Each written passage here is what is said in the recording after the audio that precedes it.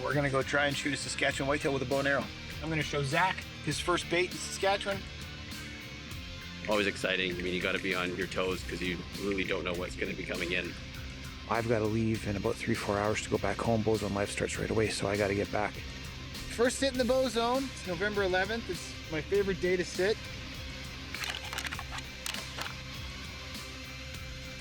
There's some nice bucks that have come through here.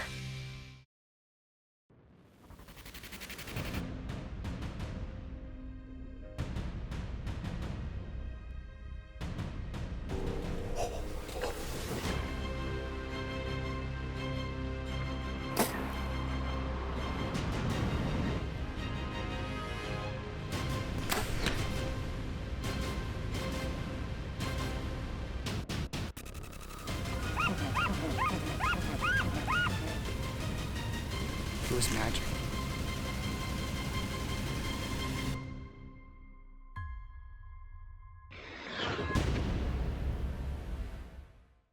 Scorpion Optics presents How to Hunt with Ryan Kohler. Brought to you by Scorpion Outdoors. Annihilator Broadheads. Hornady. Wild TV Plus. And these fine sponsors. QuietKat is the best hunting and overlanding e-bike in the world. Created from the bottom up to be overbuilt and overpowered. Don't be fooled by imitations. QuietKat, where the road ends, the adventure begins. We're gonna go set up on Splits. Splits is a 190 plus inch whitetail, 6x7 monster, and he's got a buddy, and we haven't named his buddy yet, but he's a 5x5 super giant too. Okay, we're in a spot here where we're picking the tree. We've got 7 trees in a group right here, and on the other side is an alfalfa field. So this is kind of a funnel where all the deer are gonna come funnel in. He's gonna be on the alfalfa. He's not being disturbed, it's a no hunting area. And he's coming in and out of the alfalfa like probably his whole life. And so what we gotta do is wait for the rut to kick in so he starts moving through here. Took us an hour to pick a tree. We finally got the right tree. And then we don't have a big enough stand. We made way too much noise. The deer is probably 100, 200 yards that way. And he heard all that we just did. So this deer's not coming through this funnel for at least 3 weeks. Thank God it's October 6th, but it's kind of disappointing. Gunther and I are back. It's about 9:30 in the morning the next day, and we're finishing this tree stand. The coolest part is we got permission from the landowner on the other side that doesn't allow hunters. We got permission to shoot onto his land. So that's a key here. We've got lanes in every direction. The whole stand is covered by this buckbrush area, so you basically can't see the tree stand if you're walking through it or around it unless you get into a lane. So if you're in a shooting lane, you can see me. If you're not in a shooting lane, you cannot see me. And everything else is pretty slick. All we need now is the rut to kick in, and we need deer to funnel through this funnel. That's it. And we need, one of those 2 giants to funnel through this funnel. And that is it. That's all we need. We're on our way to the first stand at Weber's, and I have Zach with me. Hello, welcome. And we're gonna go try and shoot a Saskatchewan whitetail with a bow and arrow. So this is my first day bow hunting in either province. I haven't bow hunted for whitetails yet. And this is the latest I've ever started. I decided in the Edmonton Bowzone for Bowzone Live, I'm gonna keep it very, very, very chill. I'm not gonna put any pressure on any spots until it's time to go. So that's why I'm here at Weber Outfitters early. We're gonna check out Saskatchewan again. We're gonna hunt again over bait, see what it's like. I'm gonna show Zach his first bait in Saskatchewan. And you know what? We're just gonna have a ton of fun.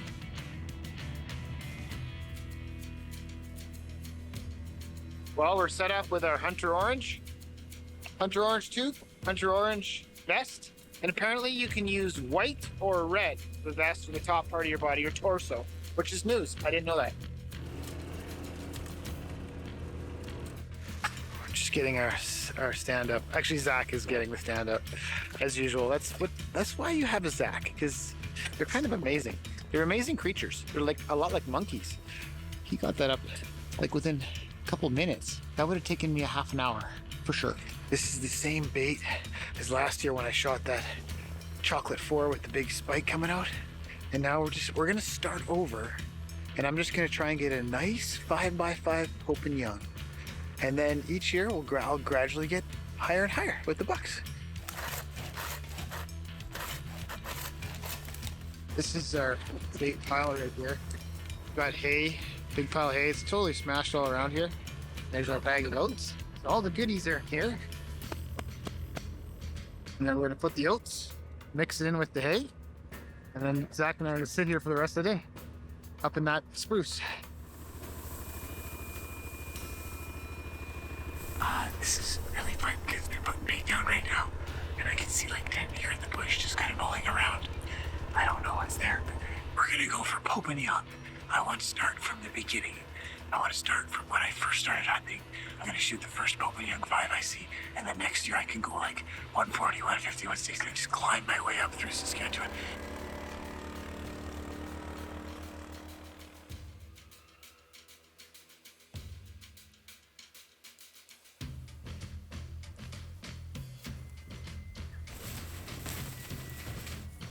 Some of these deer are like mature does. That one alpha doe, did you see her? She basically ruled the roost. Oh yeah. Everyone came, she just kept whacked at him with their feet. Even the other fawns, right? If the other fawns come in, they whack them away because they want their fawn to eat. Because you always think bucks are the rude ones, right? And then you get those mature the does are really aggressive on the baits. Yeah. You get to learn a lot about them when you sit and watch them like this.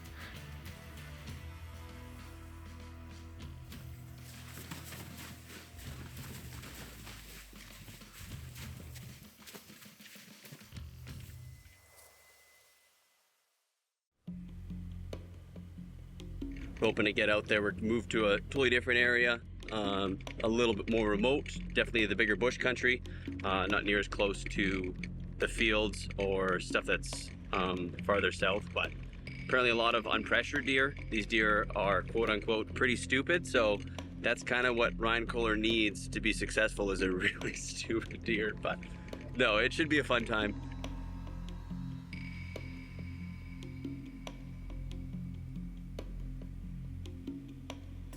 That's the nice thing about being able to hunt on bait, is that you have these does feeding, and that's obviously what's going to be drawing in these bucks. So always exciting. I mean, you got to be on your toes because you really don't know what's going to be coming in.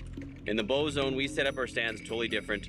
We're usually hunting trails, hunting a scrape line, hunting something that we can see a little distance. And the reason for that is because we can prepare as the animal's coming in. The number one reason why you typically don't get a shot or have a great shot on a deer in the Bowzone is because of the preparation, and you got to be able to see them as soon as you can, get your bow ready, get everything ready. And if you're filming on top of that, that's a whole other can of worms. Here in Saskatchewan with bait, yes, it brings them in. The unfortunate thing with a bow in a tree stand is that you are so close and you have to plan your movements, because it's not just one deer coming in, it's 2 deer, it's 3 deer, it's, you know, we had 4 or 5 come in at one time. So those are all different sets of eyes. They don't wind you, but they see and they hear you. And that's wherein lies the difficulty with archery. It's such a different game, because in the Bowzone, it's usually coming in, and you can make the moves before it gets there.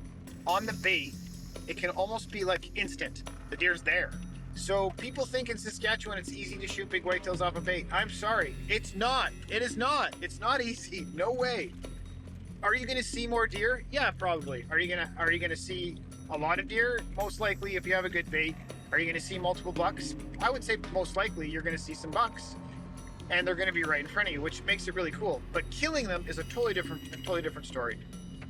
You have to have every little step in your mind in advance on the stand, ready to go before the deer comes in.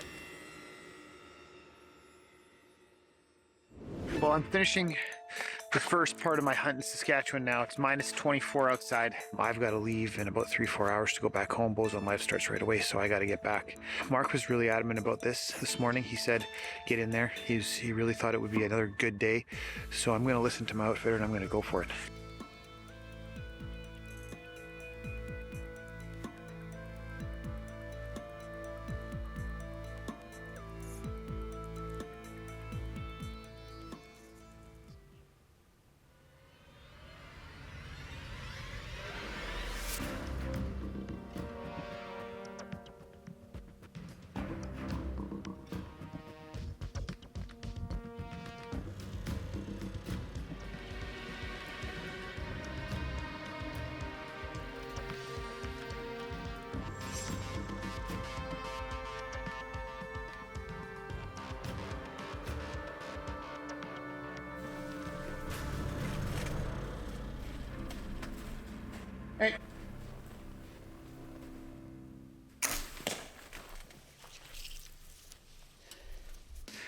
smoked him.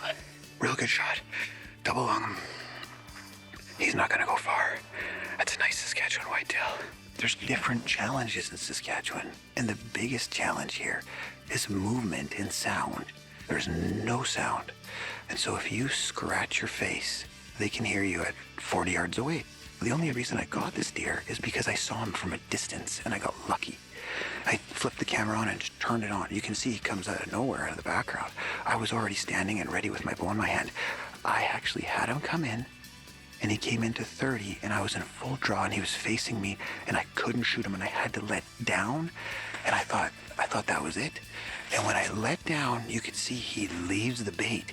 He didn't like it. And I quickly, as soon as his head went behind one tree, quickly got back into full draw and settled in, and then just stopped him. And then I got a shot, and it was a good shot.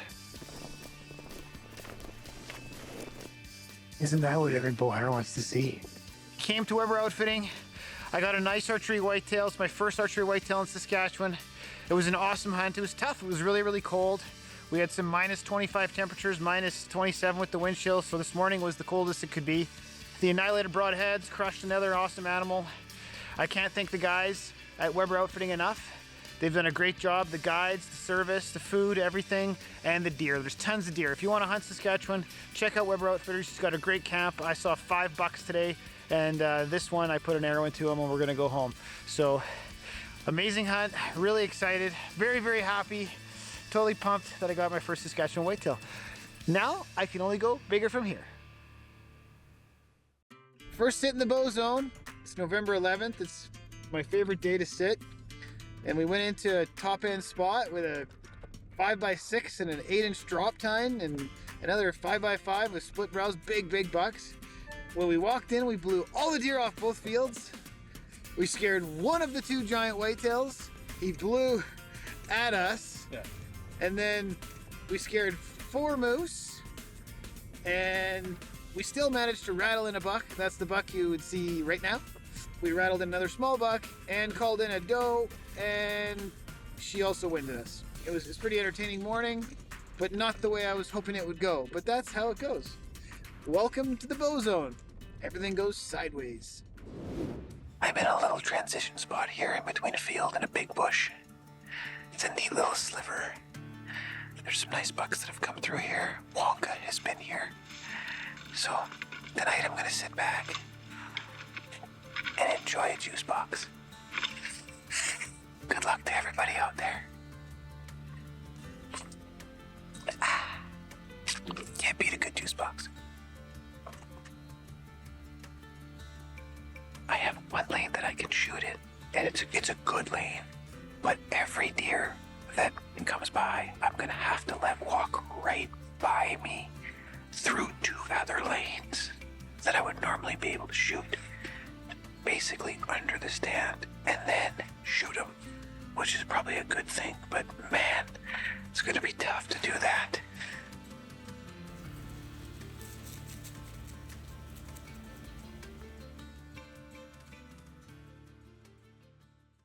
Okay, hi. This is my second morning. I'm trying out these plastic horns for the first time.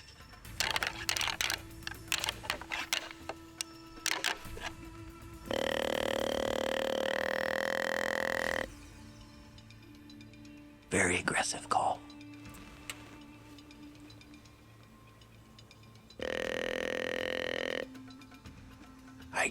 There's nothing here right now because I can see everywhere. Unless something comes from behind me, which will probably happen right now because I just rattled and grunted.